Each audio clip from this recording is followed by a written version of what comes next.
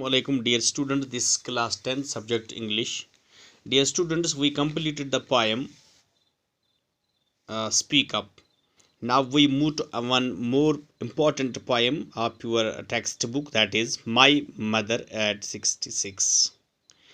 Page number 96. My Mother at 66. Dear students, you see this My Mother at 66. Today I will give you the introduction about this poem. This is written by Kamala Das. If we see about the poet Kamala Das, who was Kamala Das? Actually, Kamala Das was born in 1934 and died in 2019. She was born in Malabar, Kerala. She is recognized as one of the India's foremost poets. Her works are known for their originality, versatility, and the indigenous flavor of the soil. तो उसके जो poem हैं उसमें अपने वतन का रंग भरा हुआ होता है. And Kamala Das has published many novels and short stories as in English and Malayalam under the name of Madhavakutti. तो उसने ये कलेक्शन लिखा है. तो उसके और भी पोएम्स हैं. Some of her works in English novel include Alphabet of the Lust 1997 and the collection of short stories Padmavati in the Harlot and other stories. Kamala Das ने कुछ और भी किताबें लिखी हैं. Kamala Das has accepted Islam in 1999 and since then she was Suraya. तो उसका नाम सुरैया रखा गया, but later she reverted again and died in 2019. And she is a sensitive writer who captures the complex subtleties of the human relations in the lyrical idiom. My Mother at 66 is such an example.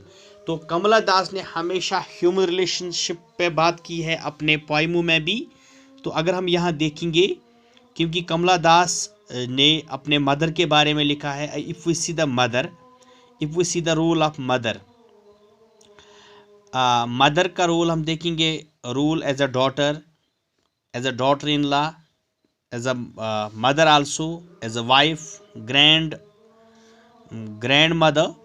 So we see the woman is here, is the character, is the main central idea of this poem is the sensibility, or we can say sensibility is the strength of her poetry. तो अगर हम देखेंगे उसके बारे में, ये poem जो है, it is a long sentence, my mother eight 66, and there is no full stop. It is without a full stop, or we can say this is a free verse. There is no rhyme and rhythm in this poem. This is a short poem without a full stop, and the poem is like a long sentence punctuated by commas but overflowing with the thought process. एक thought process में चल रहा है, and the poet uses many poetic devices to put her across her ideas.